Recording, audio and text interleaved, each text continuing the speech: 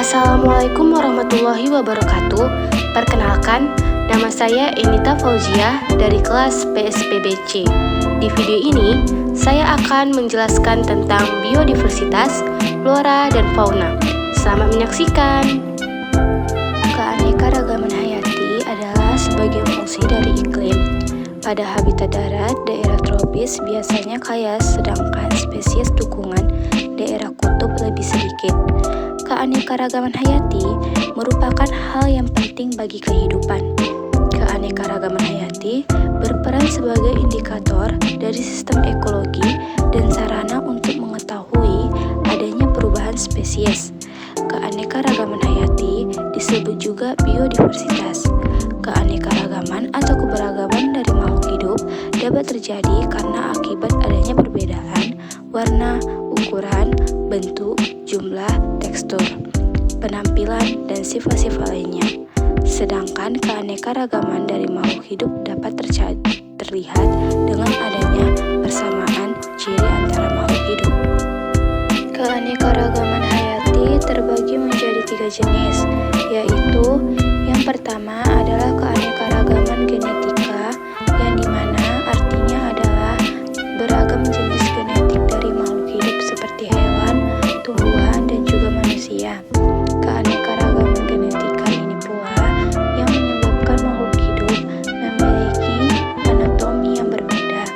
Jenis yang kedua adalah keanekaragaman spesies, yaitu keanekaragaman jenis organisme yang diklasifikasikan secara ilmiah. Misalnya, kupu-kupu mempunyai spesies yang berbeda. Jenis yang terakhir yaitu keanekaragaman ekosistem, yang dimana memiliki pengertian beragam jenis tempat tinggal makhluk hidup. Contohnya meliputi keanekaragaman habitat seperti sungai dan hutan. Indonesia merupakan negara yang memiliki keanekaragaman hayati yang melimpah, baik flora maupun fauna. Keanekaragaman flora dan fauna di Indonesia tidak terlepas dari dukungan kondisi di wilayah Indonesia itu sendiri. Adanya tumbuhan dan hewan yang hanya dapat hidup di daerah yang beriklim tropis, di mana banyak curah hujan dan sinar matahari, dan ada yang hanya dapat tumbuh di daerah yang dingin, lembab, ataupun kering. Proses migrasi pada tumbuhan dan hewan dipengaruhi oleh kemampuannya berevolusi, kemampuan dalam menyelesaikan diri untuk mempertahankan hidupnya, faktor lingkungannya baik itu biotik maupun abiotik, dan juga faktor biologis.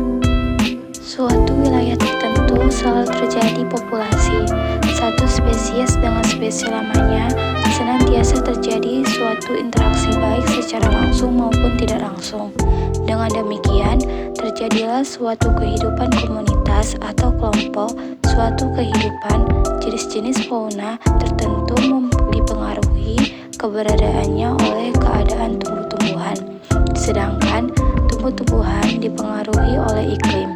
Keadaan fauna di tiap-tiap daerah atau bioma tergantung pada kemungkinan-kemungkinan yang dapat diberikan daerah tersebut untuk memberi makanan. Keberagaman flora fauna ini senantiasa memberikan keuntungan besar bagi masyarakat, terutama dalam bidang ekonomi. Pemanfaatan sumber daya hayati yang terjadi secara terus-menerus dan terkadang tidak diimbangi dengan adanya pelestarian mengakibatkan jumlah populasi flora fauna semakin berkurang tiap tahunnya, bahkan mendekati punah.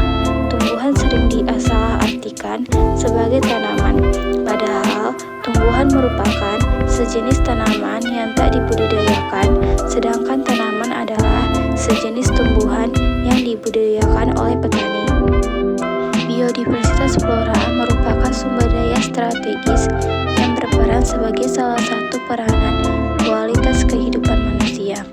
Pemanfaatan yang kurang ramah lingkungan telah menyebabkan laju degenerasinya cukup tinggi, sehingga mengancam keanekaragaman hayati secara global.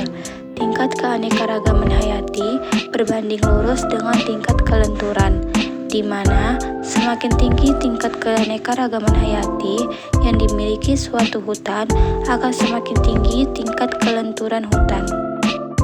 Keanekaragaman jenis tanaman yang tinggi membantu hutan tetap menjaga keseimbangan ekologi.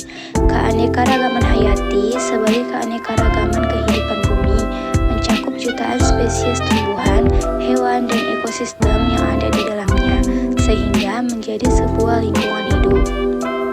Sekian penjelasan dari saya. Terima kasih.